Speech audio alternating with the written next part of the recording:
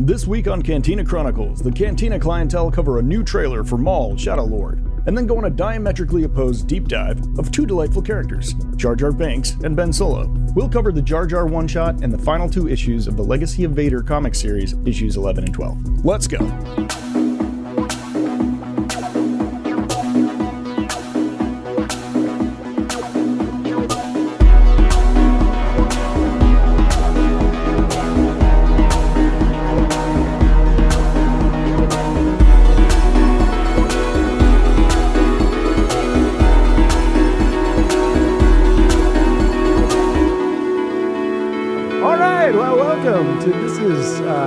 This is Cantina Chronicles. This is a weekly Cantina crawl across the Star Wars galaxy where we have delightful discourse about all things Star Wars, including news, notes, and theory, synthesizing all media. We contextualize your canon. We are your landing pad for all things Star Wars. Grab a seat at the bar. Let's chop it up. Grant and Adam, how we doing this week? Good. I got some news. Fantastic. I'm excited. Yeah, I'm excited for Mandalorian and Grogu. We did it. I knew you'd come We around, converted Adam. him. We knew we worked. converted you. Yeah, no, not you guys. You guys didn't do anything. What? Nope. What? Nope. It was 100% my wife. I got off the podcast last week, and I think we saw an ad for Mandalorian and Grogu on something. I was just like huffing and puffing and folding my arms and complaining to her about why I didn't like it. And she's like, I don't know. I think it looks good. And I'm like, why? She's like, because our daughter will like it. And I'm like, you're right. That movie is great for a 5-year-old from the previews. So that's why I'm excited, because it might be my child's first Star Wars that she actually likes, because her new frame of reference is, or new favorite saying is, Dad, you like Star Wars a lot. I'm like, I do. She goes, I don't like it. And I'm like, and every time I'm like, okay, you don't have to like it. Meanwhile, I'm dying inside every single time she says it. You're hitting the same wall I hit, which was tough. But then there's certain I've characters not been forcing that it. went I'm out, like, though. I will not force it. I'm like, Yeah. she comes to it. She comes to it. You make it try to happen, but she walks to my office and sees like all the toys, and she's just like, I don't like it because he likes it. Which It'll probably still happen, but I think that's probably the healthiest way to go. And just be like, I'm so glad you have your own opinions, and that's important for everyone. here's the thing: she's 5. She's already a little geek, and so like I'm just letting her geek out. Like I'll geek out whenever she wants to geek out. Like I just love geeking out on stuff. So whatever her thing that she chooses to geek out on, I will be on. If it's Taylor Swift, I will be a Taylor Swift dad. It's fine. Just geek out on something. Right, exactly. I think Grogu's a kind of cool entry point for kids, though. Exactly. Like, what did we used to have as kids? We had R2 and C-3PO and some of these other comic relief characters, and Chewie to an extent. And it's obviously Ewoks. and obviously you sympathize with the main characters, but like there's really those periphery characters that sort of like as kids you were like, oh, I love these characters, and even Jar Jar and young Anakin and stuff like that. Like as a kid, I kind of like I related to and thought it was interesting and fun, and it's cool that Grogu's out there for kids, and I think that's a totally cool reason to be hyped for the movie. Is that this is fun. I think kids are gonna have a great time, and that's actually a win for all of us, right? Yeah, for parents especially. It's almost like they planned it to be attractive to young it's like they're trying to indoctrinate the youth. That's so weird. It's almost like Star Wars is for kids. Who would have thought? I mean, our silhouette was just a trash can, though. We just liked R2D2. Like, Sorry, that was, like it's so funny. Like, as a kid, that was sort of like the symbol of Star Wars to me. It was a trash can and a foppish man. A very foppish man. No, R2 is a G. I have the coolest poster of R2, and it's just black and white, and then in colors is the. It's like a very minimalist stylized thing. Yes, I can totally picture it. I love that. But the graphic design and you're right. Like the silhouette of R2 is just so iconic, and even the color schemes. This is black and white, but the blue, white, and gold is. That's why I was hopeful we'd get look. that Taika Waititi movie at some point, because I think he was going to do droids, right, or something. There was some. I mean that was us. That was a rumor. Us that was us. This self-echo chamber stuff. Where the rumor started, but it was a rumor. But I was like, we were starting it probably exactly because droids are cool, and I think that's also a way to grab the family. Yeah. So we're going to talk about other things today. That's a news flash. That's breaking news. But I'm glad that Adam's on board for this movie, because I swear, all of us, all you listeners at home, we're going to, walk into that theater and have the time of our lives. I guarantee it. I agree. It's going to be lots of fun. I have no doubt about that. But we're going to talk, we're going to round out a couple of odd comics. We're going to do the last 2 issues of the Ben Solo series. 11 and 12, and we're going to talk about the one shot of Jar Jar. Two things that go great together: Legacy of Vader and Jar Jar. Which it kind of does in certain ways. Yeah. But also we had a little bit of news. We had another trailer drop for Maul, the animated series that comes out April 6th, I believe. That sounds right. And Like 2 weeks away. 2 weeks away. So that'll be fun to get into and actually cover some new content, which is actually going to be pretty wild. But I think it was a trailer specific for like the 2-episode premiere that they're going to do. But it showed more of the characters in there, and it had a vibe. Did you guys watch that today? Did you check it out? Yeah, I watched it. Yeah, I did see it. Any new takeaways from this trailer as opposed to the first one that you saw? A quick one. This is not for kids. Yeah. There's 7 cutaways where they're cutting away before a lightsaber goes into the person's head. That happens like 3 times in the preview. Yeah. And, good or bad, I don't know. But it's interesting because they do show like a number of like stormtroopers getting cut down by like lightsabers where they actually show the lightsaber cuts, which I'm like, I don't know. That's kind of amazing. It's like, seems like an evolution of Bad Batch, right? Bad Batch seemed like it was like moving away from kids, and this seems like it's further along, which, I mean, if you want Maul, you want hardcore Maul, right? I kind of wonder, man, it's like just because it's animated doesn't mean it's for a young audience. Yeah. I mean, anime and manga and all that stuff super, popular. And some of that is the most violent stuff I've ever seen in my life. For sure. And I just wonder if maybe if the feature films are going to cater more to kids as it always has, and that's going to be the sort of tentpole that holds up Star Wars, like maybe these animation can sort of chew around the edges and be there for the hardcores that are probably adults. And might have something more to it, because this is definitely a grittier animation than I've ever seen. Yeah. I had violence in all caps. It was just like, whoa. And I mean, I think they realize that probably we are the target audience. We're the ones watching these. Right? Yeah. A lot of kids are watching these last couple animated series, to be honest. But I don't know. Yeah. It's also What do you got, going for Grant? the heart of what we love about Star Wars, right? We talked about like lightsaber fights and sort of like Jedi, acrobatics and Jedi using their skill at a high level, or Sith in this case. And it's fun to see Maul with the lightsaber the Maul voiceover was incredible. And the whole, like, let me show you how the galaxy truly is, like you guys were saying, it does feel like diametrically opposite in tone to a lot of the other animated shows that we've seen, where we're going to the dark side. We're going to the underworld, essentially. Yeah. We're going in deep with Maul, and there's a choice to be had here. And I love the line actually from the Jedi Padawan character that's like, will we always be running? Like, is that our destiny to always be running, like as Jedi? And I was like, that is fascinating. I can see that. It's like eventually you want to take a stand and gain power, I guess. So we'll talk about the Legacy of Vader comics later, but power is a huge theme, right, in the dark side. And learn power from Maul, right? Like I would think, or maybe learn how to use double-bladed lightsaber, learn Sith tactics, stuff like that. Maybe get a couple of tattoos, start wearing bikinis casually. I mean, that's probably not going to happen, and I wouldn't want that either. Sorry, that's a reference to like 10 episodes ago where we're convinced she's going to be Darth Talon, sort of. They're gonna from the expanded universe. Yeah, they're gonna play around with that for sure. The thing is, I think they're teasing us with it right now. I know, that I feel like, I don't know. This is maybe more philosophical than we need to go to, but I feel like this is kind of a great show for today, like we're going through today, which is like, so I don't know, we shall see what happens as Padawan, but my guess is part of this series is going to be her fall to the dark side, right? I mean, maybe we're going to get that, and if so, it's interesting that the fall of the Jedi leads to the fall of a Jedi Padawan to the dark side, right? Because this idea of feeling hunted, and like you said, Grant, like wanting to get power back, right? And just, I don't know, it's just interesting to see kind of what's happening today. It organically is taking shape. The fall is organic. We have never seen this. We've never seen a fall to the dark side that is paced out correctly, kind of slowly, and really delves into each turn and moment of recognition that maybe this is a path of survival, essentially, right? Also, something you can sympathize with, right? Like I can almost sympathize with this person's. I mean, we don't know, but it feels like a fault that I can sympathize with. Where I'm like, I totally understand why this happened, why she went this way, right? I don't know. It'll be interesting. We've talked a lot about on this show about there needs to be more dark side stories.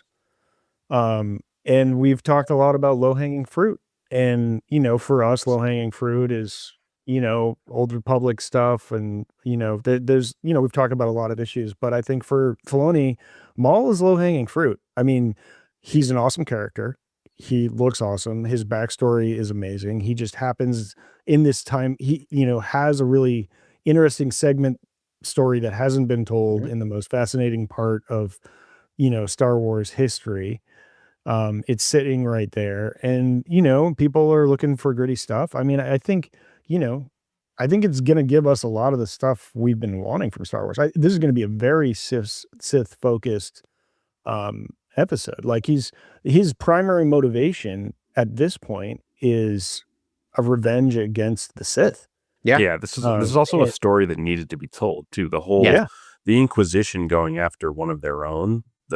Those themes, those concepts sort of clashing are fascinating, and that's definitely needed to happen. I think we all wanted to. This is actually what you always wanted to see as a Star Wars fan. It's sort of like if Maul did survive, the Emperor hunt him down and sort of like want answers about his survival. And stuff like that. Well, the Emperor already did hunt him down, captured him. The Mandalorians released him. The Death Watch did, in Clone Wars, right? And now the hunted is the hunter, and he's now doing these long-term machinations, accumulating power, starting to accumulate power. Maybe he's trying to strike at the Emperor. Maybe this is someone tries to take out the Emperor's story we've always wanted. The goal, right? He wants to bring down the Empire. Yeah. Like we know he fails, but that's his goal. There was an Afro story that got close to this with like that old Force weapon, the lightsaber that shoots the lightsabers. But it didn't happen, and I was like, oh, it could have gone there though. I have questions. If we have a guest on, I might have questions about that. So the weird thing about this is a serious question. So Maul, super cool character from Phantom Menace, has like 6 lines in that film, maybe less, like very little lines. Yeah. Is really just a visual character. How has he become the most complex character in Star Wars? Like, when did that happen? Right? Yeah. When did that happen? It is really interesting. I want to credit this dude. I watched this video by accident, but I've seen him a bunch. You guys ever watch Screen Crush? It's sort of like, it looks clickbaity, like a bajillion Easter eggs that you missed in a 2-second piece. But he's funny, and he's got a bit with a talking dog, and it's produced funny. His name's Ryan Airy. But he was talking about this, and apparently the reason why I'm referencing him is because he's done a ton more research than I have, embarrassingly enough. And he knows that apparently this that main character, the Twi'lek female, is named Devin Azara. She has a master. He's like one of the non-humanoid hooded creatures, and his name's awesome. Iko Diodaki, Jedi Master Iko Diodaki. Pretty cool. You are saying things, they're going into my ears, but I have no idea what any of it means. One more time. Iko Diodaki? Yeah, so she presumably she has a Jedi Master that I'm guess is not long for this series. Yes, named, Jedi Master Iko Diodaki, which is like that's such an incredible name. I like it. Yeah. How many waking up in the middle of the night going, why am I saying Iko Diodaki? Sounds like a nursery rhyme or something. Right? And the planet they're on is called Janix, Janix, I think. Yes. Sounds like Janix. Janice sometimes to me, but Janix. And it's supposedly very Gotham-like, and it's hidden away from the Empire, but obviously either the Jedi or Maul has sort of brought the Empire's attention to that area. And they called the Inquisitor with the beak mask first brother. Okay. And I didn't get a chance to look back at our notes to see if that's who we had, but I thought we had someone else. But anyways, him, and then obviously he's titled as first brother in this. Yeah. The show. Yeah. That's what this guy Ryan Marok's first brother said based on Wikipedia. First brother, yeah. Is it Marok? Marok, based on Wikipedia, Marok is first brother. Oh, okay. Then maybe he was talking about that and I misunderstood, because I thought he was talking about the beak dude, but it's like a super high-paced video, so it's like tough to track it. He also had a fascinating theory for who the armorer is. And it's this character that may be showing up in here. Her name's Rook Cast, and she's like one of the Death Watch characters that have kind of popped up a couple times, in not just in Rebels but in Clone Wars season 7. She was like one of the 2 to like free him, and she feels like that might be them. I don't know. It's fascinating, but I'm like, all right, if you have like a viable theory about who the armorer is, then you're in. Wait, the is lead. this character in the trailer? Yeah, well, we think so. It looks like Sabine Wren from the back, but it couldn't be because this is allegedly going to be at 19 BBY. So this is like essentially picking up right after Clone Wars season 7. It's kind of the last we saw Maul. Yeah, so early on in that. Yeah, so so like she would have Death been Watch a loyalists are twinkle in kind of the like eye. Yeah. so like Death Watch loyalists are meeting up with Maul somewhere on Janix or something. Maybe, who knows? But Maybe. it looks like a Mandalorian from the back in silhouette, and it looks like the bob cut that what's her name? What does it say at the end of this? Kingdoms can be built and empires can be shattered. What does it say at the end of the trailer? It's like the most metal thing ever. It's very metal. That's actually. I was like, that's so cool. Feels like. Yeah, I was like, that's pretty awesome that he's just gonna like build a criminal empire. Yeah, and it's the way beginning. So, I mean, this could go several seasons, and I think it'd be kind of fun. Like, I'd love to see what happens.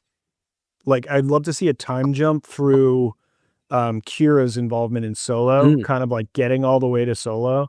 Yeah. And like her kind of going on a mission and then like coming back like wide-eyed and being like, so, homeboy's dead, or could this first dead. Could this first season just be the meeting and the sort of like Padawan master relationship between the Jedi, Padawan and Maul? Could that be what the first season's all about? Maybe. Just sort of that story. Very It could slow. be that slow. Yeah. I think her just fall escaping the Empire. Very slow. Yeah, exactly. I think her fall is gonna be over seasons. If we get seasons of this, like I don't think it's gonna happen this season, right? Like you'll see her probably, dalliance. Season 2 will be like the Empire or the fall or something. Yeah. I mean, she's probably not long for this world either. If you told me in 2026 I'd be excited about an animated series about Darth Maul, I would be like, what are you smoking? But like the thing is, Bad Batch has sold me on any of these animated things because Bad Batch was a thing where I could not care less. If you when you showed me that, I remember when it came out, I'm like, oh, great. And now I got to watch this. It's going to feel like homework. But boy, did that series like blow me away with like what it was. You could also, in theory, do time jumps between seasons. Yeah, animation, and you could do some really fun stuff like get into the Kira story. Do an Andor, right? Quickly. Do an Andor. Just jump it every year. You could jump 4 years, 1 year, like whatever, and do like one. I would almost love to see the end of Solo. Like I would almost like a season that feels like right at the end of Solo. And Kira's reporting back to Maul, and you get the end of that scene. Basically, that's like do a Clone Wars season 7, right? Clone Wars season 7. There's that. There's the here's Revenge of the Sith from another perspective, right? So here's Solo from Maul's perspective. Yeah, right? That's what you want to get to, right? Yeah, I want to see the hollow projection he's expecting to get from Voss, or maybe he's not. Yeah, that he gets from Kira instead. Which, like, if you're from able his to explain, POV. if you're able to explain why he lights his lightsaber. From his perspective, maybe that rescues the one moment in Solo that drives me nuts. Like maybe I bet they will. He's like fighting off a mob or something, but stops. Yeah, he's watching people walk in. When does the Star Wars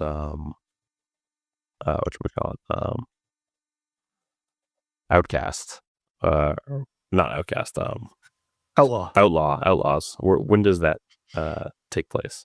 Bro, I totally have the answer for that. As soon as around the time of Empire. It's around the time. It's just between Empire and Return of the Jedi. Oh, actually, it is between Empire and Return. 100% what it is. Yeah, it's between And Kira's the head of the syndicate at that point of Crimson Dawn. Because that's also near around the War of the Bounty Hunters, right?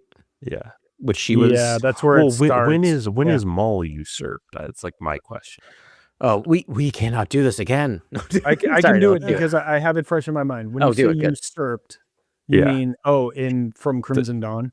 Because it's before the beginning of Rebels, or I guess his. Yeah, so it's between 10 BBY, 10 BBY, and 3 BBY. So there's like 14 years. Okay, so we're gonna cover some time in this series. Yes, we got to get to some cool places here where he's kicked out of Crimson Dawn. And we're at 19 BBY allegedly, so we have a lot of runway on this. Yeah, we got like 23 years to cover. So if like, how did Maul last that long? Anyway, never mind. We cannot. Or not leave. He probably left Crimson Dawn. Well, he doesn't have a digestive system. Fight the Emperor. Yeah. The thing about this is like if this series does not definitively clear up the Maul timeline, I'm going to be really upset. I need these answers. Like All it right. could keep going to really get Yeah. all those dots, those boxes checked. I'll give it to you real quick if you want. I've got it memorized now. And Do it. So it's just, he was raised by Mother Talzin. She as part of like a deal with the Sith to not mess with the witches of Dathomir, she gave up her adopted son Maul to be the Padawan, becomes the Padawan, killed, bisected by Obi-Wan. Yep. Turns into a spider bot. Later, Talzin gets a vision through a stone that he's still alive.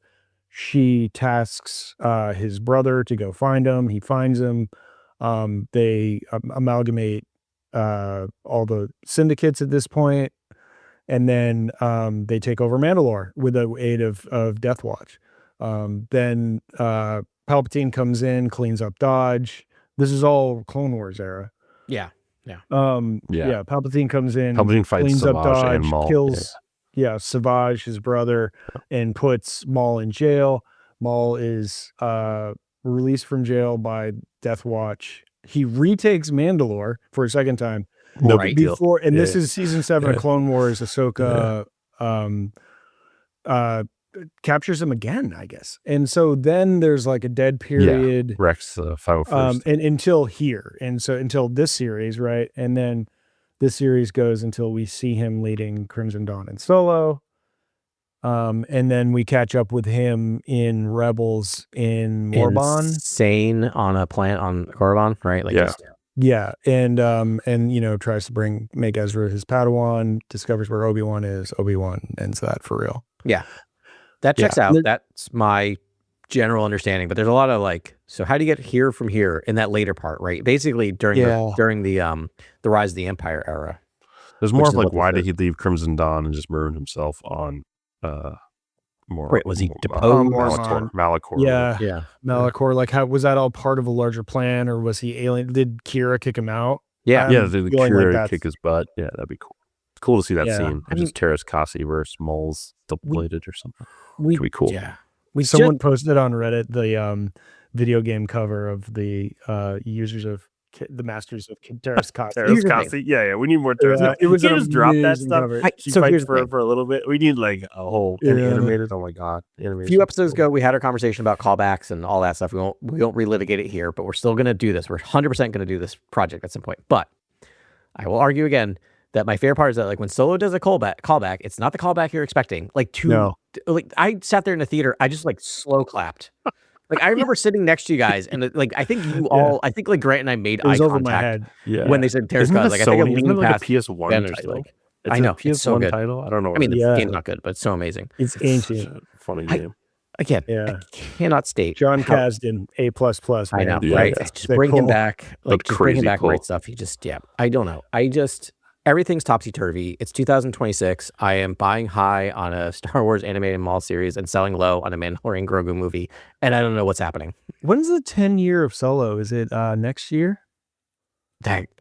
Let's try and get John Kasdan for the 10-year anniversary. No, that's going to be 2018, right? Is it 2018? Oh, was it 18? I thought it was 17, but no, 17 was Last Jedi, right? And then 2018 was last. No, 20. No. If only there was some way to figure this out. 2019? I know. I'm usually the Googler, but all right, we're fast. We're speeding ourselves. 2018. Okay. I win. Incredible film. But I think that's an achievable goal. We have a year and a half to establish ourselves more. Establish ourselves. We've done 500 episodes, but you know what I mean. Yeah. No, to build up the confidence to speak with John Kasdan. Exactly. That's gettable, right? Because he's a Star Wars nerd, and doesn't he want to nerd out? Yeah, I definitely want to. And talking about how incredible that film is, and Beckett, we're an easy hang. We loved a lot of that film. We're just talking ourselves into it now. I mean, I might be the world's #1 Solo fan. Can I just start advertising that? Can we just double down? Yeah. Maybe that should be my persona. Yeah. Put it in your book jacket. Oh boy, making a note. Literally making a note, because I am going to do that. When Lando just offhandedly says he killed Aura Singh. Oh my god. Just stuff like that. Adam. And Aura Singh keeps popping up everywhere. We're going to talk about Aura Singh. We're going to talk about more Aura Singh today. That's right. Right? Yeah. And I'm just like, wait, Uh, isn't she dead? And I'm like, no. No, Solo 'cause is the Matt movie where I Beckett hasn't actually pushed her wanted yet. to see. Like Solo is the movie I wanted a sequel of. You know what I mean? The I Force could Awakens. use one I right wanted now. a sequel. Like So- you sort of like are craving the sequel or the next tale in that exact same scope and Exactly. vision. And it's just I don't know why we didn't just go right to Jabba. Like I totally wanted to go to Jabba and Han's relationship with Jabba. I could have done like a prestige series with Jabba. I know. For like literally 3 or 4 seasons. yeah. It would be If we like talk- Breaking Bad. We had talked about like maybe moving it to different characters during that same era. Yeah, With all exactly. the same like casting. Yep. But it's like you could do a Boba Fett one and Yep. you could do a Lando Orlando, one. you focus on different characters, and But, the other ones like- come in. Yeah.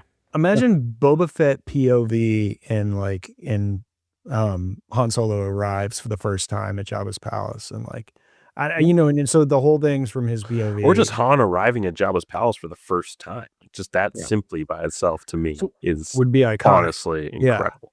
Here's That's incredible. what drives me nuts. This is the same problem with the Acolyte, is that if Star Wars, if something doesn't work perfectly, they cut bait immediately, as opposed to just saying, maybe there's a lot here that's working and we can adjust to make it work, right? What if you just Well, do Jabba and don't Sama know. Staros and you do a villain that's sort of not Jabba and then Han and Yeah. Chewie? It's very simple. Like Yeah. I don't I'm- know. It could it's be an very old fun. man yelling at the sky, or yelling at clouds, right? But here's the thing: it's like you have based on my 5-year-old's reaction to trying to show her the original trilogy, you have a problem with strong female characters, and meaning that you do not have enough, and you create one of the strongest, most interesting female characters, complex characters in Star Wars in that show, and then in that movie, and do nothing with her. So like Yeah. at least give us more storytelling. If you're not going to give us in the movies, give us more Kira at least in these series. Like just do something with her. I don't know. It's Well, we talked about doing like a Kira movie as well. Yeah, And it'd be nice if maybe Maul plants the seeds for that. It's like a few very true. seasons and then it sort of takes you up to a time period and we can pick up with like sort of Kira's, maybe Kira taking over for Voss, leading to, actually, we already got a novel about that first time period. No, leading up to that, actually. But maybe her taking over and then ultimately kicking Maul out. would be You could have great. kept doing Kira with Han for a Yeah. period. Because Yeah. you could have Yeah. just Yes, kept you that absolutely keep that going and it's not Leia yet. And then Mhm. you still get a very strong female sort of I could have watched her. character next I to could be Han. my favorite Amelia Clark role. Like, Same. for So that's the thing I was going to say Very about good. Amelia Clark, not to be like creepy old man, but like she's timeless. Like I keep seeing her and like you have not aged at all. So like you still have you probably have 10 years to still do more Kira stuff in that time period. Probably. No. But I'm like, That's awful. it's the thing is, I We think have de-aging now. Come on. it's true. It's very true. I think the Han Solo has another love storyline is fascinating. Yeah. Right. Like I Perfect. think that's Exactly. a rich vein of perfect. storytelling. Yeah. Yes, I don't know. agreed. No, agreed. It's sort of what you most Shakespearean way you could do it. I'm so happy that we talked about this Maul show that's going to be amazing, and yet somehow I was able to transition it into another discussion of why Solo is an amazing movie, and we should all love it. Yeah, fill out your bingo card. Yep. We did it. Do you guys Have I wanna told talk- you about the game I played called Star Wars Galaxies? I'm sorry. Go ahead. Moving on. That's yeah. too cheap. We can't. You 1 can't. That doesn't hour count. later. All right. We talked. We read a couple of comics. We're catching up on the comics here one by one. Adam, which one do you want to talk about first? I'm putting it in your hands. Yeah, let's do Jar Jar first. I think that's a good one to start with, and then we'll end with. I think Yeah. we'll start with the light and end with the dark. I don't know, or yeah, right. That Does that sounds sound good? great. Yeah. The author. Well, so I saw a co-author on this was Ahmad Best. Yeah. Yep. And He's was the it first. Guggenheim? He's the first listed writer. I think he's It's just- first. I this think is- he's like number yeah. one. Like, yeah, he's This is his comic. This is incredible. Ahmed Best writes an incredible Jar Jar one-off with A Mark Jar Jar Guggenheim. Keller and Beck one-off. Yes, I know. Yeah. I Yeah, love someone that's- calling a that- shot and be like, I'm not going to write one of my characters. I'm going to write both of my characters and what happens if they Mhm. meet. And then also do it in a way that's just like, that works. He Uh. created his own rebel cell with both of himself. Yeah, he did. And it's like, kinda don't we owe Ahmed Best that? I think we do. We do. Yeah. Give that man all of his flowers. Because they approach the whole Emergency Powers Act thing Yeah. Yes. in this comic head on, Uh-huh. and sort of like, of course, a lot of fans blamed Jar Jar at the time, and obviously on screen he does sort of like push for it.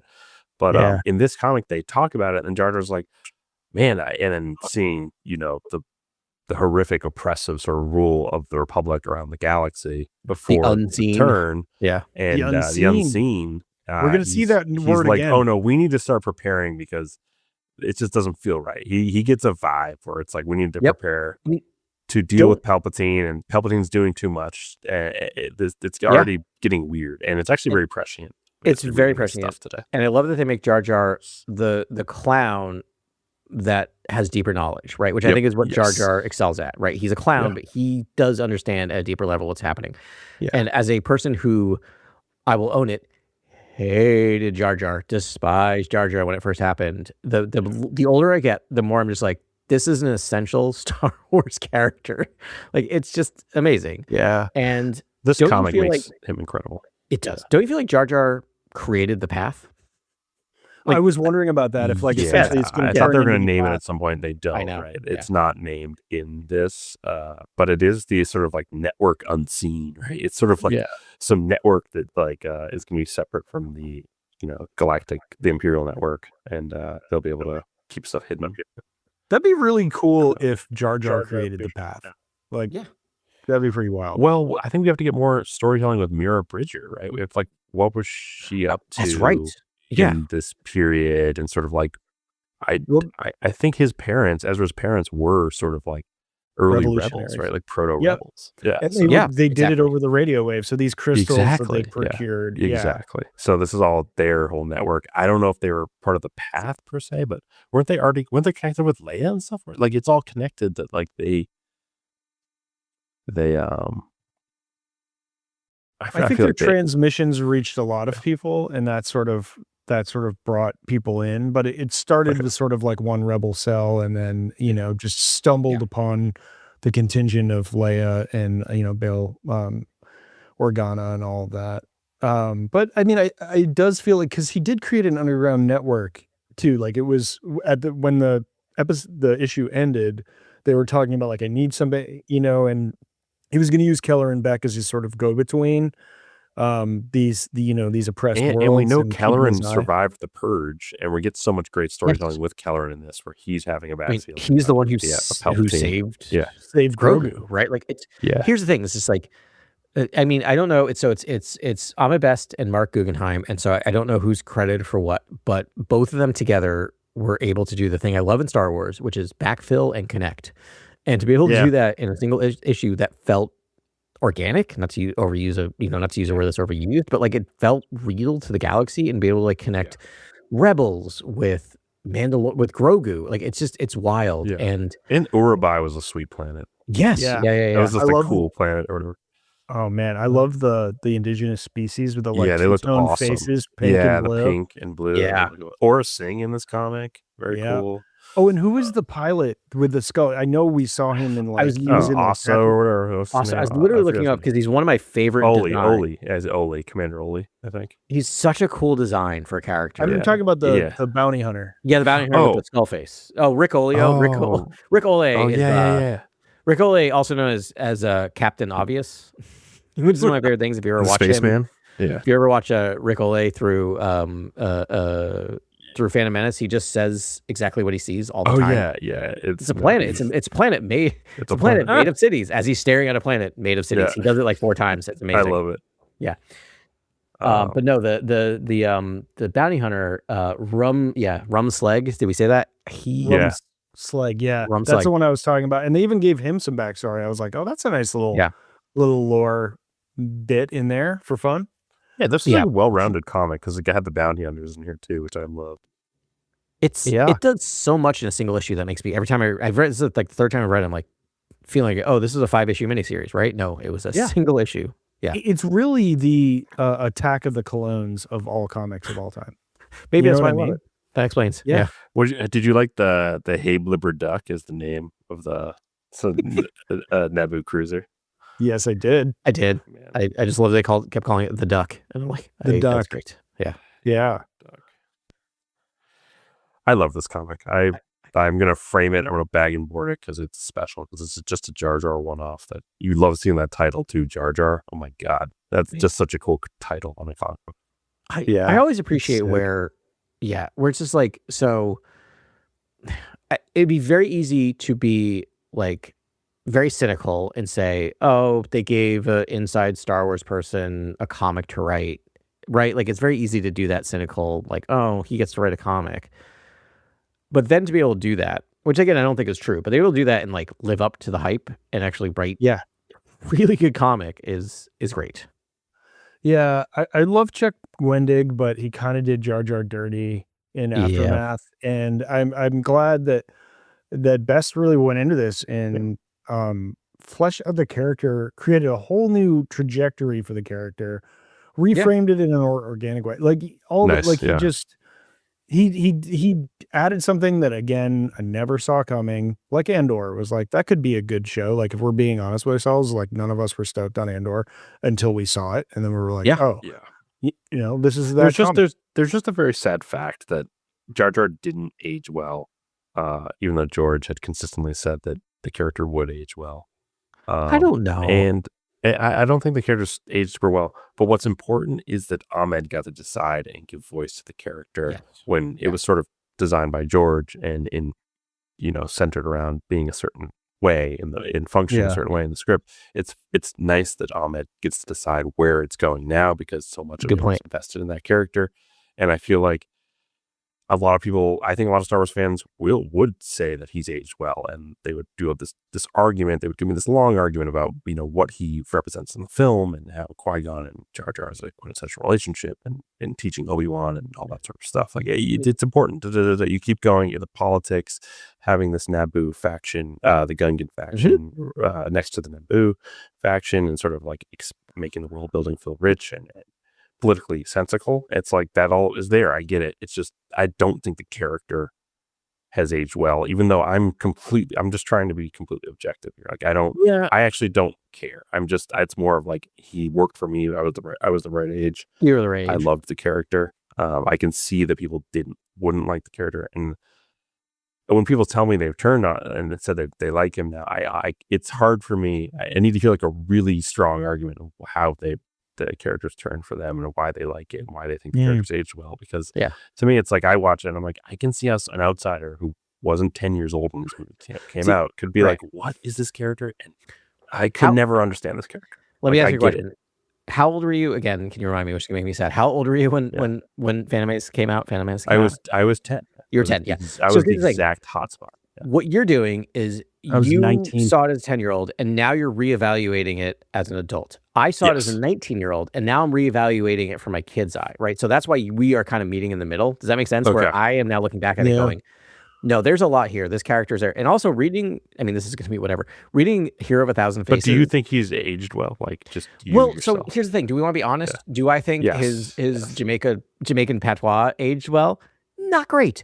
But do I think him as a Star Wars character aged well? Yes, I do think he did. I think he plays a really, and again, if 19-year-old Adam, this is me being completely honest, if 19-year-old Adam heard me saying this, he'd be like, what happened to you, man? Why'd you sell out? But here's the thing. I didn't give up at 19. I kept watching Star Wars and reading Star Wars. And the more engrossed I've gotten with it, the more I'm like, I think he's essential. I think he's an important character. I think he actually hits an element of the Hero with a Thousand Faces that is not done in any other Star Wars. Like I literally have to look at the book. I have to go find it. But I have a moment where he's telling a story about like a frog-faced thing.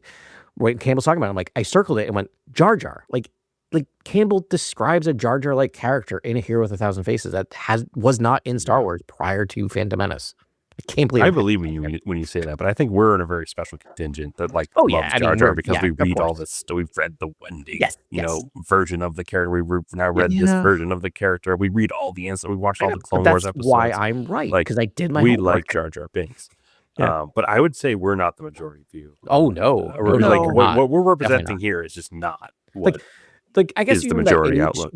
I agree with you that in the cultural evaluation of Jar Jar has not aged well, but I think like it never turned. It never took a full turn. It's like a large majority that's like, oh, this character works now. But it's always been kind of like this is over the top arch comedy for no reason that actually just doesn't hit, and it's weird.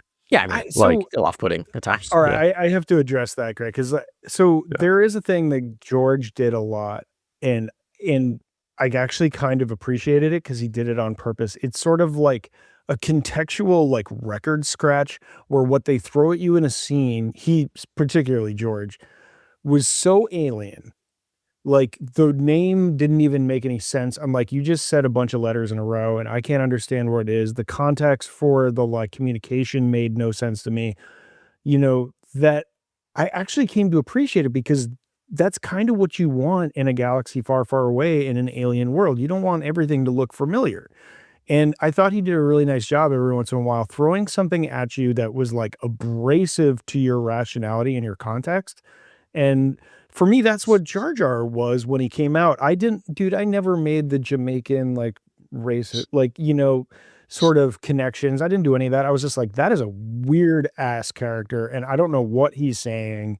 And, he was clearly sort of the clown comic relief character that sort of was a beating heart that motivated the plot. And like, that was okay for me. So it hasn't aged well because of all this like critical commentary that I've had to in like jest over the years.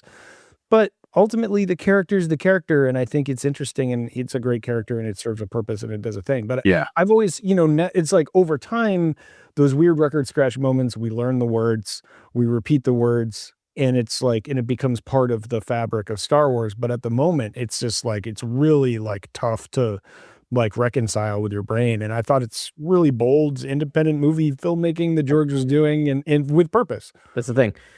We always talk about the prequel trilogy or the most expensive independent films ever made. Like we just cannot discount that. Yeah, and having miss like this jester fool character next to the Jedi is a nice juxtaposition that basically shows the Jedi's poise, right? Yeah. And their sort of like Mysterious. ability to see through the noise of a certain moment or scene. Which, by the way, isn't that all it like works. medieval storytelling? You have the knight and the jester. Like, Yeah. right? Like, isn't that 100%. like he was just doing something that's been Yeah. done for hundreds upon hundreds of years? And if you're still not sold on Jar Jar, watch, I think it's like the 4th or 5th episode of the ILM doc, or the first episode of the 2nd season of the ILM doc. Yeah. Oh yeah, And he's part of like show the them advent shooting all of the Jar Jar VFX, scenes. yeah. And like how stoked everyone was on set for the Jar Jar scenes. Yeah. Like, Yeah, like, and there's a that's how it whole worked. They're like, this is gonna work. And there's a whole chapter of that documentary that's like the reception of the character was Yep. not great, and it's really a real issue that they had to deal with in terms of like this being a VFX milestone, Part of the problem. Yeah. and then it meeting so much backlash. We And didn't all I'm understand trying, what trolls were back then. all No. I'm trying to isolate in this conversation is that we have our outlook on Jar Jar, which is we love this character and he's essential.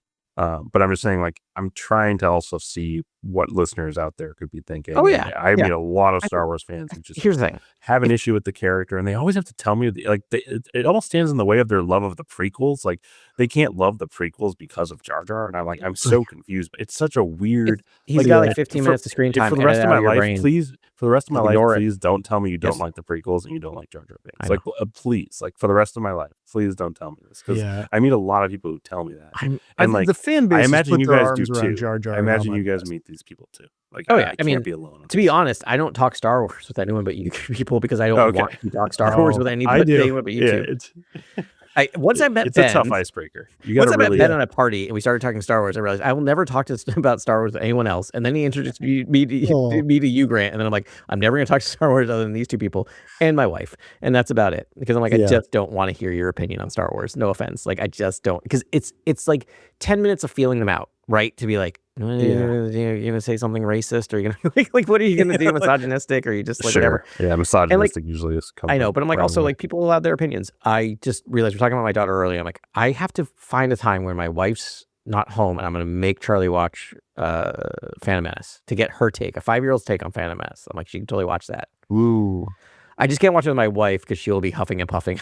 She's not dig on the prequels. I cannot. Yeah, there are other issues in there. If you don't, if you say you don't like the prequels because you don't like jump cuts and sporadic or like over edited third acts, like, I'll be like, okay, or great. Padme's evolution over 3 films. Yeah, or to quote Padme's my wife, she's just barefoot and pregnant in the third and one. incredible performance in the first film, and then just being sidelined after that. Mm-hmm. But I want to bring it back to Ness for a second in terms of just like, I love how much, and one of you mentioned this earlier, of just how much he's become now the curator of Jar Jar. Yes. And to watch him write this and write it in a way that feels I said the organic word again.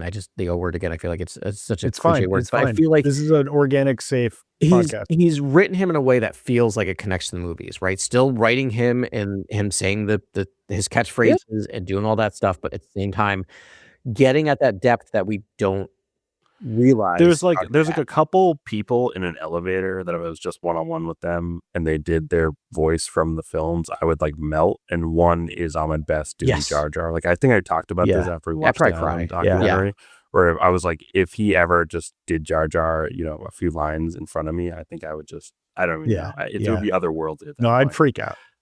It's like then I was like, who are those other people? And I'm like, right, I was just thinking we're it would obviously be after Maul Shadow Lord, like we're dropping some Maul stuff on me. Yep. Anthony Daniels doing Anthony Daniels doing 3PO. Like that would Anthony Daniels doing 3PO behind you, just sneaking up on you. Just, oh my god. Yeah. Oh I would man, crumble. my smile would be ear to ear. All right. Can we do a Keller and Beck corner for a second? Yes. Keller and Beck corner. Strongest Jedi, the sabered hand, the strongest Jedi of all time. Let us not forget that his premiere was on the short-lived Jedi Temple Challenge show on Disney Plus. Yes, that was That's canon, by the way. That's canon. Weirdly canon. Everything's canon, as Disney says, which is they got to not refer been back to him. Like, remember when you hosted that game show? Yeah, there should be one line. That's just, So I just need to mention that again, all praise to Ahmed Best to take this character, which is like I remember that came out, we covered it on the show, and it was just like, oh, good for him. He's in Star Wars now, and he's doing some like Jedi Temple game show kid thing, and then I don't know if it was him or other people, but to push forward with that character and make him now one of the most relevant Jedi Knights post the fall. Like it's wild. Yeah. Run with it. And Filoni's he like, saved Grogu. You're That's in, buddy. The greatest thing ever. Yeah. Greatest event in like the timeline, as far as I'm concerned. He was in Ahsoka too, right? Mando season 3? Or am I just confusing them? Yeah, because we see, because that's when we I see know the the Grogu flashback part, but I thought sorry. Yeah, Mando season 3 when he gets saved. All right, so there was Ahmad did a nice wink and nod about Keller and Beck and Jar Jar working together. How do you guys feel about it? So first panel, I was like, boo. It's like, come on. I don't know. And then by like halfway through, I'm like, all right, fine. This works. Do you know what I'm talking about? I'm just talking about there was like Senator Palpatine is speaking to Jar Jar. No, I missed it. What happened? I totally he says, oddly, I see a lot of Keller and Beck in you and you and him. Yeah. There's a whole thing where like Palpatine knows what happened with Aura saying, or like knows what happened in their escape or whatever. And it's like, is he getting two halves of the story from both sides? Like there's so much sketchy stuff with Palpatine. Like he is. Yeah. You always feel like he knows what's going on. It's great Palpatine. Yeah. He knows some of it and feeling it out. Yeah, that was perfectly written Palpatine. And I like Jar Jar with Palpatine because it's like, you know, the most evil, it's the ultimate villain, and then Jar Jar Binks. And then he's just like, I'm going to help these rebels win this new network, this new like crystal network. But also he knows about Mira Bridger at that point. Palpatine. Well, but no one knows what Mira Bridger is going to become. Right, is doing. I just love hearing Palpatine say the last name Bridger, so I'm down. Yeah. So Ben, you're a resident. That's what you're saying. Oh yeah. So maybe he did know because she's on his radar. Yeah, and you're a resident Rebels expert here because you watched it a lot more than we have. Because then the Emperor connects with Ezra Bridger in the world between worlds, right? Like he becomes aware. He makes a play to recruit him at the end there. I found that interesting thing. Like this kind of adds another level, right? If Palpatine recognized him through his mother, it's just extra interesting, right? He's like, oh, interesting. This is this kid that's of this rebel stock, basically. Right. Yeah. He's like tracking random bloodlines. Mm-hmm. It's crazy. But I don't know. I loved how that interaction really changed the way I looked at Jar Jar, because you know, Jar Jar's like, he doesn't know the ramifications of his vote to give emergency powers to the Emperor. He doesn't really know what he did there. But what Keller and Beck shows him, and he's like, that's bad. And then you put Jar Jar in the same room with the Emperor, and Jar Jar may not know a lot about politics. He may not know what's going out in the world, but when he's looking a man in the eyes, he understands what that man's about, and he knows that Palpatine is trouble. And like I think that's a very good character, you know, an evolution of Jar Jar's character. Yeah. He also raises a complaint to the Chancellor. Like, He's like, yo, what's that? He's saying, like there's all this suffering, and Palpatine's like, oh, we'll assign a special council and do a formal inquiry or whatever. It's sure, Right. sure. And I was like, oh, okay, all right. Like, and I like that Jar Jar was sort of learning in this way that Palpatine is. Yeah. You know what I mean? Yeah. I thought that was kind of. It was nice to have Jar Jar after the sort of like George sort of writes him off as calling for the Emergency Powers Act and sort of giving Palpatine all his power, and creating this overmining all these planets, right? Essentially, like allowing the Republic to then just part of this martial act is to like mine every planet or something, collect coaxium. It's like really dark stuff that you kind of don't hear about the Republic at all in anything. And so you get that dark underbelly and Jar Jar exposing it in this, and I thought that was huge for the character.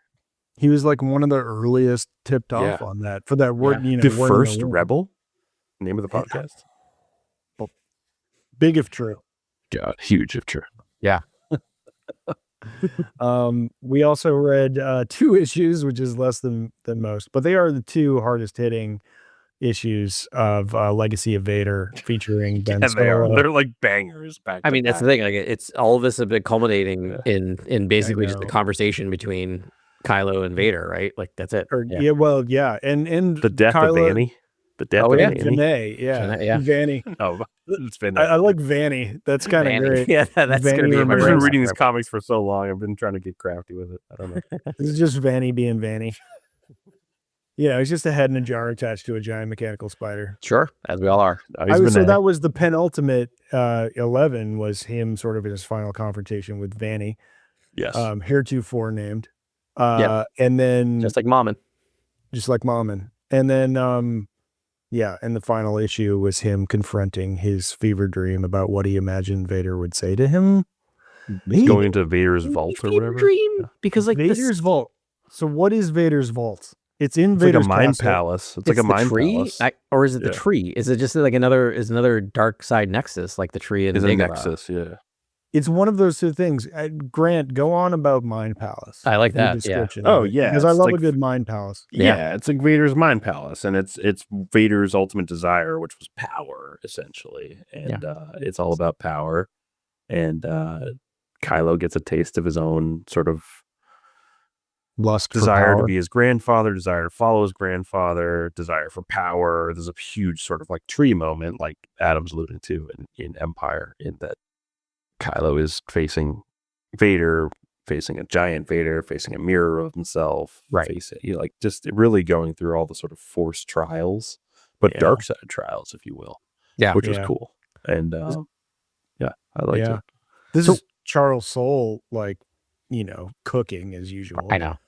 But it was like in the Mind Palace, he's facing off against Vader, but then Vader takes the mask off and it's Ben Solo. Right. And it's very much, Adam Driver doing Harrison Ford Solo, which there's a kid warm and fuzzy all over it. Yeah, the art is incredible. Luke Ross just deserves a shout out for the art in this. Yeah, so good. Issue, you get old Ben. You get the child one. The sequence with Leia and Han and Ben that as was a heart baby. melter. He'll be whatever he wants. Yeah. What do you think he's going to be, Han? Whatever he wants to be. Whatever he wants to be. Yeah. We'll make sure of it, and then it's Which by the way, they do make sure of it, right? Like they do make sure of it, because literally that calls forward to one of the best Star Wars moments, which weirdly happens in Episode 9, but like the Ben Solo or the Kylo and Han Solo like moment. I mean, I can't talk about it because I'm gonna start crying, but like it's so good.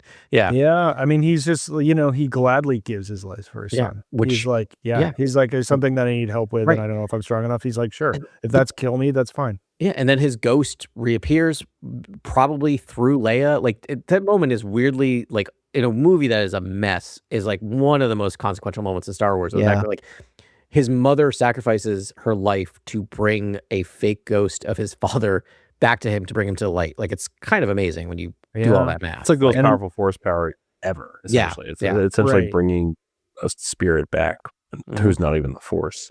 Not a Force ghost. Yeah. Speaking of Force, you're thinking she actually brings the spirit out of the afterlife? rather than like just makes her astral No, projection. Makes herself look- I believe in many possibilities. I'm not trying to like isolate afterlife and no afterlife. I'm just trying to say that it's open to interpretation. it's a way of It's discussing okay. what it is, and I think it's still enigmatic no matter how you look at it. There's think no any prism in race. which you can't Yeah. just define it. It's an enigmatic sequence. Yeah, it's like the Yeah. Force. The more you explain it, the Thing, less yeah. interesting it gets, right? It's like leave it kind of Exactly. open. But Exactly. I speaking thought of you Force guys had ghosts- concrete ideas. That's why I Oh, was no, like, no, no. Yeah, investigate. no. Speaking of Force Ghosts, can we talk about literally the last page of this two episode run? Yeah. Yeah. Yeah. What was the last page? Like the good The last force page ghost? is Kylo Ren the falling fading. Yeah. with the vision of Kylo Ren then turning into a white apparition before leaving. So my question is, which I think is the question that is, which is the question that Charles Soule wants you to think about, and probably is not a quick, clear answer, is was this a Kylo Ren, vision, or was this actually a Force ghost of Anakin Skywalker? Okay, so I'm trying to Love the like dead because air. I'm trying to remember the panels. I don't have them in front of me, but Yeah. I do remember the like Force ghost sort of walking and disappearing like a Force ghost. Yeah, I can see. Yeah, it's not going to show up on here. Yeah, Yeah, no, I see. Wait, so hold on. It's because you see the silhouette non-force yeah, ghost that's the first, and then panel you I'm see a talking about. force ghost. right. So it was like it wasn't an apparition. It was like actually a Force ghost visitation, and maybe it was.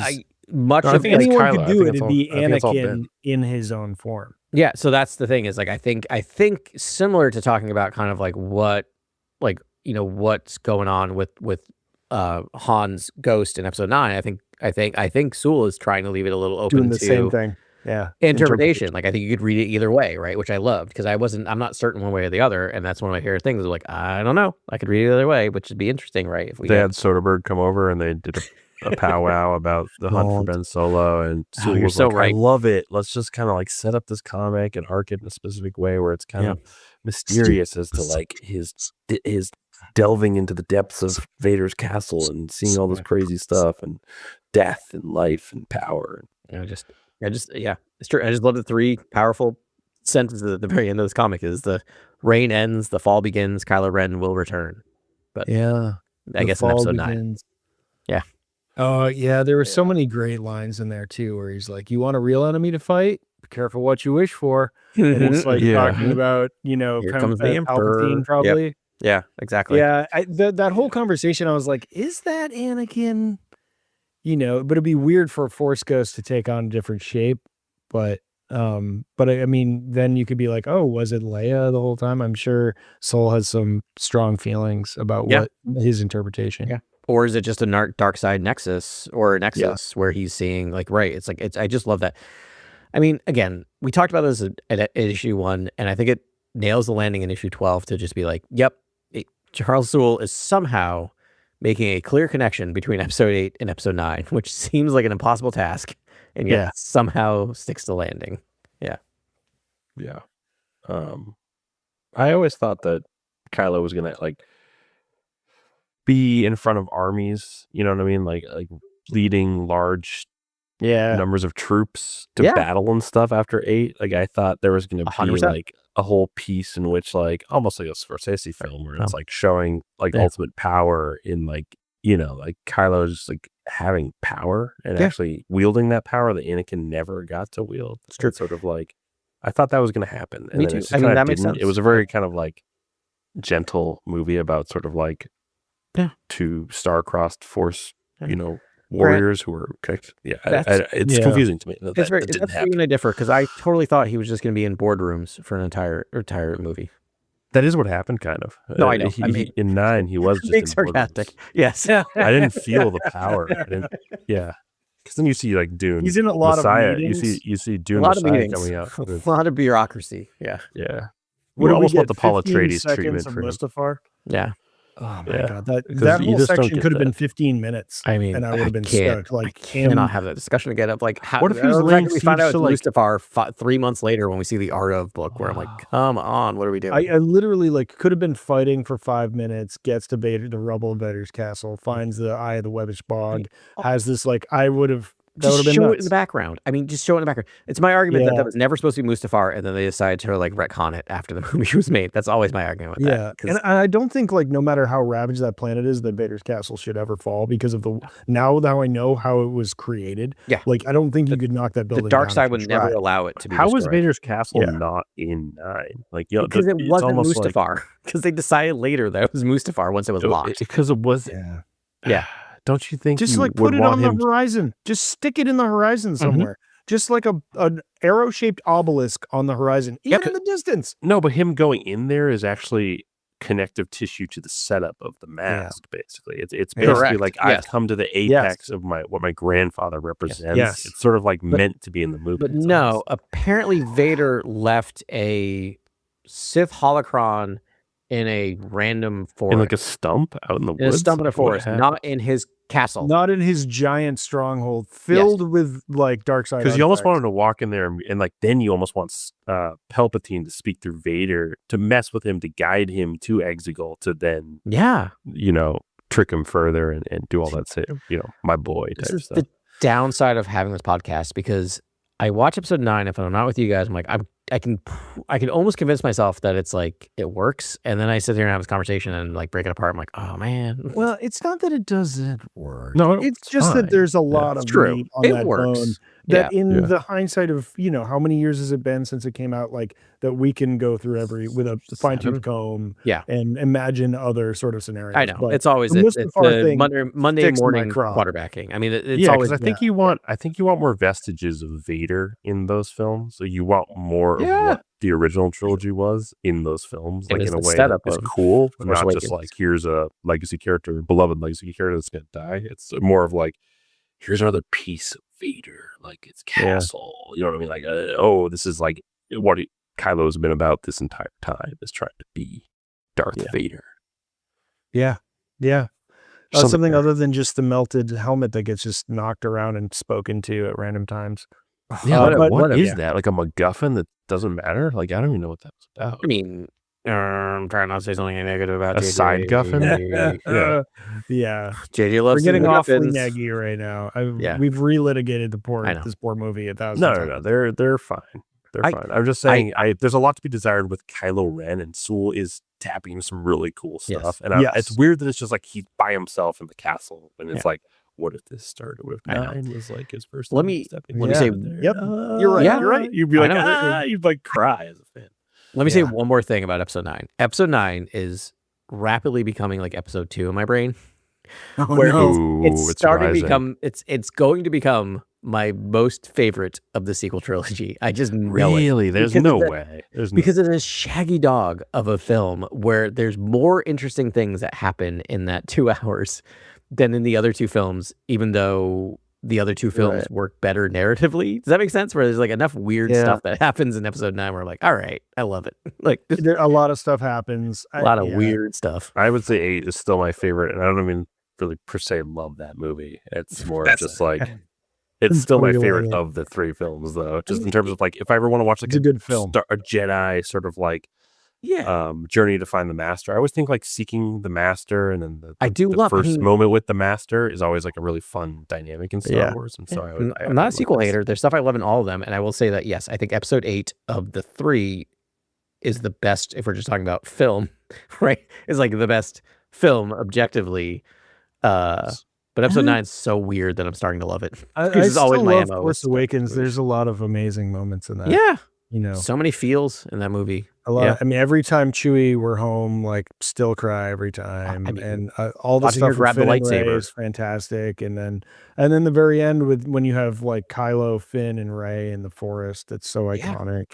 I kind of like 7 for the Snoke Kylo Hux stuff, where it's like, Yep. oh, this is going to be some serious bad guys. We're about to get some very serious bad guys. I mean, in this here's new maybe trilogy. maybe this is my most controversial argument. I mean that sarcastically. It's like I think all those films are really good films. I just don't know if they work well in concert.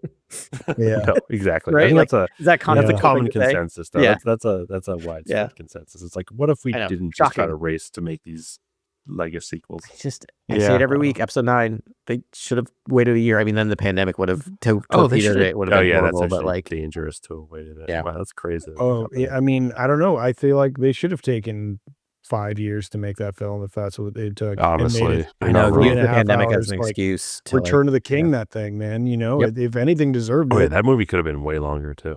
I know. Yeah. Should have been 3 hours. I mean, Endgame did it, and Endgame's their masterpiece, and it's 3 Yeah. hours, and it's like, yeah. And they should have just used Colin Trevorrow's script. All right. Well, this has been a great podcast. Hey, Ben, what's your favorite part about that script? Is it when they steal a Star Destroyer? Yeah. Sorry. Not my favorite. Well, maybe it's one of my favorite for sure. It was cool that was scene- just one idea, though. It was It's like very there was a true. lot of crazy ideas. Yeah. I know, but I mean, he had full Mustafar in there. He had people in Vader's castle in there. Yeah. You know, and he had another super intelligence like Sith. Yeah, there's somewhere other off in Sith the super distance. intelligence, dude. Yeah, you know I'm game for that stuff, dude. Whenever Yeah, I see dude, something all like that that, where it's stuff like was here's the wizened amazing. old There were dark nuggets. side It's thing. the I'm like, thing let's is go. there were so many things if they were willing to borrow things from it and take what works and doesn't and combine those two films. I think No, you'd the have a problem was the masterpiece. Rey Solana like line drop at the end of Right, the script. It was that's- just like, is this a real No. third act? Yeah, that's I was like, see, is that's this the actually thing. happening? Is neither script were perfect, but maybe Yeah. there's a perfect script in both of them together. Which is What if it was like, you what know, if it was JJ tried to Sunrider do. though? What if it was like the Tales of the Jedi, like tie into like another name that's like Skywalker from ancient past? Starkiller? Then you launch into 3 movies that are about that family name, because secretly Star Wars fans are the most ironic fans on the planet. They don't like the Skywalker name. They want to get away from the Skywalkers, like family dynasties. And things But then like if you that. do, they get really But angry. then if you really think about it, Yeah. if you think about it, They that's don't know what kind they of what you want. fell in love with in the first place. Is you Yes. fell in love Yes. with the sky. It's so ironic. To me, Star it's Wars the most fans are Ouroboros thing impossible to ever. please, and they have no Yeah. idea what they actually want. There's Like, let's too be many of honest. them. Thank you. Yes, Yeah. they really just don't know what's They going on. they make it. Star Wars fans make it so hard to be a Star Wars fan.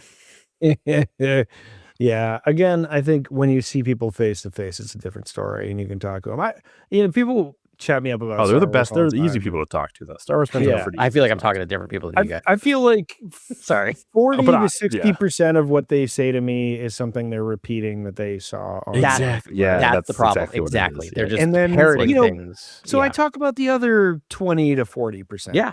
I'll try to No, steer you the have to get conversation past that that way. part. It's the Yeah. buffer space where you have to Yeah. get through that, and then you're like, okay, let's talk about some other Yeah, things you but actually I liked about the occasionally- films. Or whatever. I run in some pretty nerdy circles, and I've run into some people that are very thoughtful about it. And I just try to steer the conversation towards what people love. And obviously, Yeah. conversations about Andor are really in depth. And I've met some people that have really broken down Andor, and I'm like, all right, good for you. So Ben, I love your approach. It's very zen, and I wish I could do it. I just keep running to people who automatically start with the hate. That's what drives me nuts. Is like, Yeah, then I'm out. I'm like, okay. but that's literally what is like, yeah, but that one sucked. And the thing I hate, and it's not even just Star Wars. I have such a problem, and I do this with you guys because I feel like it's a safe space to do this with. But like, when I like you, when your friend was over last week, and I went hard at him for about 28 years later. about Bone Temple. Oh, yeah. I thought it was really funny, and then I felt bad for myself. I felt bad about it for like 3 days later, even though I know he's fine and it was fine. But like, I tend to be very open to film is subjective. People have opinions and beliefs, and it's okay. Sometimes they're right? wrong. Sometimes they're wrong. I tend to keep it to myself. So it drives me nuts when people walk in stating something objectively, like this movie is bad. Oh yeah. And I'm like, yeah. no, to It's you art, it's bad. first of You all, so believe no. this movie. At Yeah. least look at Rotten Tomatoes. There's very few 0% and 100% movies. Like people have opinions about things, right? Like it's fine. And so I feel like I keep encountering people where people just say things, and I think it's parroting things they've read on the internet where it's like, we all agree that this one sucks or this thing's great. And I'm like, no, we don't all agree with that. Like even if I agree with you, it already turns me off to have that conversation. Anyway, sorry. That just drives me nuts. No, I usually have to. That's the first thing I actually have to deal with is the negative comment first, and then once I get past that. But like you're saying, you will just completely bounce off this person. I turn and will not even engage because I can't. I just don't want to do it. Like it just turns me off so much. And I'll dig through. I'll punch through that. good for that you wall. guys. I will you get guys in there. are doing the Yeah. good work. My line is like, oh, I can see how you feel that way. Oh, then really? they'll be like, I don't "What do you think agree about per that?" se. You I change the actually- subject. No, I try But to actually saying argue. how- wait. Adam knows me. I But argue. Ben's that. Ben's doing what I do in all my classes, which is saying you can see where someone comes from is not the same thing as agreeing with what they're saying. it's You're not. you're empathizing. And I'm like, do you want to you're dig into that? empathizing. And they're Yeah. like, no. And I'm like, I didn't think so. And I will And be we go honest. on I to the won't next name thing. names because they may be listening, but I know 2 people in my life who do that regularly every time we hang out. And maybe if you're hearing this and if you think it's you, and stop doing it. I'm sorry. No. I mean, where they start negative because they know I have a Star Wars podcast and they want to talk Star Wars. I'm like, but you clearly never listened to our podcast, because if you listened to our podcast, you would not be approaching me the way you're approaching me. Sorry. Listen, we give everything a shot, man. You know, and we've got notes because we care. And you know, a lot of feature films. We got notes. And we talk about it. But it's like, you know, at the end of the day, they're accomplished, accoladed people that have risen to the top of the mountain to make, you know, film, and that's something we haven't been able to do yet. So it's, you know, there's a lot of challenges to make get your creative vision to life. Yeah, you're talking about things aging well, and something that actually ties into this whole thing about negative comments is a lot of people will be negative about the show, The Book of Boba Fett, because some of the most disjointed storytelling happens in that show. I'm the most guilty of this group to do that. As time goes by, that show is actually my comfort watch. It's actually like the one I choose to watch when I'm like watching a streaming show. That I'm just of all the ones, it's the one I'm most excited to rewatch because I know my opinion is going to change when I rewatch it again. And I'm like, you know what? It's like Attack of the Clones. It really is. It's incredible. Yeah, the Sand People arc is like 3 episodes, and it goes by like that. Yeah. It's so fun. And then there's just a couple. Luke Grogu episode and the N1 Starfighter episode. Those are like the 2 greatest episodes of Star Wars television ever. Hold on. Okay. God, I really want to get positive on this. I can't count those episodes. Those episodes don't count. No, they're there. Rides I'm a sorry. Rancor, they're dude. There. Yeah, Boba Fett and Mando fight in like Mos Eisley? Sure. No, is it Mos Espa? Yeah, sure. And he's Boba Fett's riding a Rancor. Yes. And Black Chrysanthemum's in this. Like Black Chrysanthemum rips Trandoshan's arms off. And there's Hutts. There's the Hutt twins are in this, right? Like, and so there's I'm Hutts. telling you, you watch this series in a row, it cooks. All right. Cooks. So it just goes by so fast. Dude, Thundercat is in this series. Yeah, Thundercat. Yeah. I forgot about Thundercat. So here's my commitment. The mods are the only bad part, though. Like the candy coated cringe when I see them. Only bad part. Other than that, the show is freaking amazing. Yeah. Their parts are brief, and it's just like, oh, weird. And then you get on to the rest of the story. Yeah. We all agree that it's. I'm 2 Manhattans in. It's like 2 hours past my bedtime. But my commitment is I'm finishing a movie, and when I finish my movie, I'm just going to rewatch Book of Boba Fett. And I really haven't had time to rewatch anything because it's good shade. So I was gonna say that. Nope, it's gone. Don't know what I was gonna say. Oh, you know what I was gonna say is here's the thing. Like, I have my list of favorites and least favorites, and it's very easy to clown on Book of Boba Fett, and there's other things to clown on. But if you sat me down and put on any episode of any Star Wars or any movie at any given time, I'd just be like, cool, riveted. Watch this. I'm great. Like, you know what I mean? Like, it's great. It's fine. Yeah. I agree. All right. We're spoiled as Star Wars fans. Far afield, which has been fun, but we're not going to put this on tape anymore. We're just going to continue this conversation offline. Next week, we're going to have an episode, and the week after that, we're going to have another episode. Also have an episode, and the week after that will be Maul. We'll start in on Maul. I think one thing I'm going to lobby for is covering the Outlaws book. Yes, I was going to say the same thing. Maybe 2 weeks from today. 2 weeks, yeah. That's usually what we need, and we'll let's get that read and do that one, and then next week we'll have something fun for you. Yeah, maybe a palate cleanser, do a game, talk some news, do something other than content. Yeah. Are we caught up on comics at this point? We are pretty caught up. I mean, we'll never be caught up, but we're so to do it real quickly, we have the Poe Dameron Codebreaker series. We do have Boba Fett Black, White, and Red, which is fun. Okay. We have Han Solo Hunt for the Falcon, which we should cover this year because it's for the 10th anniversary, and I feel old. 10th anniversary of Force Awakens. Yeesh. And then we have those random ones left over from Halloween, which is the Tides of Terror and Tales from the Nightlands, which I think we should cover anyway because they're not. I think Nightlands. I really like Nightlands. It's a 3-issue arc that tells the story of a single planet with weird stuff happening from all 3 eras. So there's like a prequel, original, and sequel trilogy telling of the same thing. It's very interesting. Is it on Dathomir?